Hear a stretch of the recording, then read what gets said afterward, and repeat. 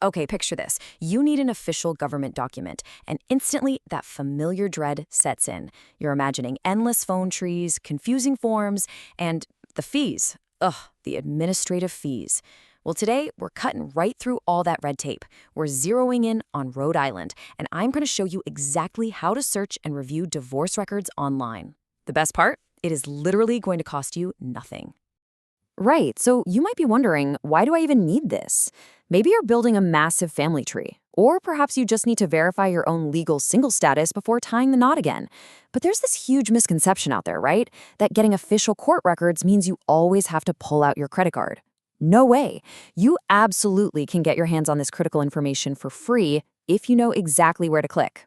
So here's our game plan for today. We're going to break this down into 5 easy steps. Understanding divorce records, privacy laws and legal limits, a step-by-step free online search, troubleshooting and historic records, and finally, some pro tips for success to make sure you find exactly what you need. All right, let's jump straight into part 1, understanding divorce records, what they are and why they matter. Because before we start digging, we really need to know what a Rhode Island divorce record actually entails. And honestly, the absolute best part of this whole process, $0. Zip. Now, sure, if you need a physical, certified copy stamped by a courthouse clerk, yeah, you're going to have to pay for that. But just looking up active case files and tracking the chronological history of a case online, completely free. Rhode Island's digital system basically lets you act as your own private investigator, right from your living room. And you'd be amazed at the wealth of information packed into these files. Once a divorce is finalized in Rhode Island, it generates a whole stack of documents. We're talking the final decree, settlement agreements mapping out who gets what, child custody arrangements, and spousal support details. So whether you're a pro se litigant representing yourself in court, you're a genealogist tracking down your ancestors, or you just need to confirm a specific date, these chronological docket entries are an absolute goldmine of data. Moving on to part 2, privacy laws and legal limits, the rules of the game. Because look, as much as we all love transparency, there are some pretty strict mandates in place to protect people's sensitive information. Okay, so first things first, we need to talk about a specific term you're going to see, the Register of Actions. Under Rhode Island law, specifically the Access to Public Records Act, public records are generally presumed open for inspection. But when you log onto the portal, what you're actually going to be looking at is this Register of Actions. Just think of it as a super detailed chronological timeline. It lists every single event, hearing, and document filed in that specific case. But here's the catch. The Rhode Island judiciary has to balance keeping things public with protecting privacy. So, on one hand, you've got public info, case numbers, hearing dates, and those final decrees. You can see all of that. But on the other hand, you are completely locked out of sealed documents. Things like personal financial affidavits, tax returns, evaluations from the Department of Children, Youth, and Families, or really any cases involving juveniles. And honestly, that makes total sense, right? Some data is just too sensitive to be out in the open. All right, part 3, step-by-step free online search, your treasure map. Let's get our hands dirty and walk through exactly how you actually use these digital tools click by click. Okay, here is your exact procedure. First, you're going to head over to the official Rhode Island Judiciary public portal. Keep in mind, this operates separately from the state's internal e-filing system. Second, you're going to click on the Smart Search function. Now, listen closely to step 3, because this is where almost everyone messes up. If you don't have the exact case number, you have to type the person's name strictly as last name, comma, first name. Seriously, if you format it any other way, you'll trigger an indexing error and get 0 results. After that, just solve the little automated security captcha and boom, the database pulls up your matches. Now, when you're on the portal, you'll notice it actually gives you a few different options depending on what you're trying to do. We just used Smart Search to find case dockets, but let's say you just need to figure out when a specific court date is. For that, you'd use Search Hearings.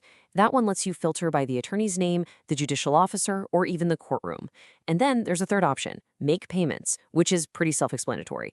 It's strictly for checking and paying outstanding court debts and fines. Knowing exactly which tool to use is going to save you an incredible amount of time. Okay, on to part 4, troubleshooting and historic records, dead ends and detours. Because even with a map, you might hit a roadblock or two. Let's make sure you know how to get around them. So here is literally the most common pitfall people run into. It makes total logical sense to think, hey, I need a vital record. I'll check the Department of Health, right? Actually, no. In Rhode Island, the Department of Health only handles birth, death, and marriage certificates. That's it. They do not compile or distribute divorce records. Divorces from all eras are strictly kept under the custody of the judiciary family courts.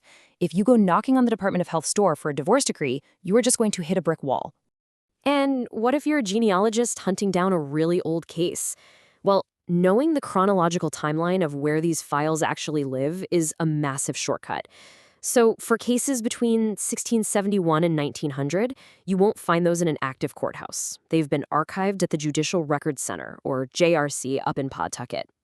For anything from 1900 to the modern day, the physical files are kept at whichever specific family court originally finalized the divorce. And obviously, for cases in the current era, they're sitting right there electronically on the public portal we just learned how to use.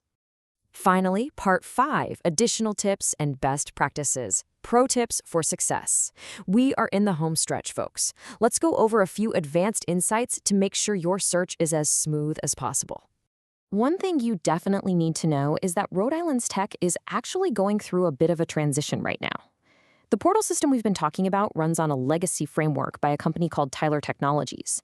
But the state is currently rolling out a brand new unified platform called Research. It's designed to be way better for real-time web access across both desktops and mobile devices. So if you log in one day and the whole interface looks completely different, don't panic. The core indexing strategies we discussed, like that strict last name, comma, first name format, those are still going to apply. Now, before I let you go, I do have to give you a quick reality check. We've gone over a ton of great comprehensive information today, but laws and digital resources can and absolutely do change over time.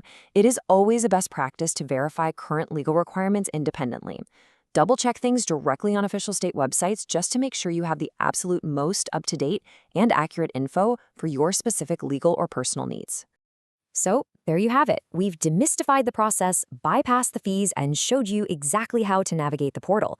But it really leaves me with this thought. If finding an official Rhode Island divorce record online is this transparent and accessible, what other kind of fascinating civic data is just sitting out there, a few clicks away, waiting for you to uncover it? I really encourage you to keep exploring, keep learning, and use these tools to your advantage. Thanks so much for joining me for this explainer, and happy researching!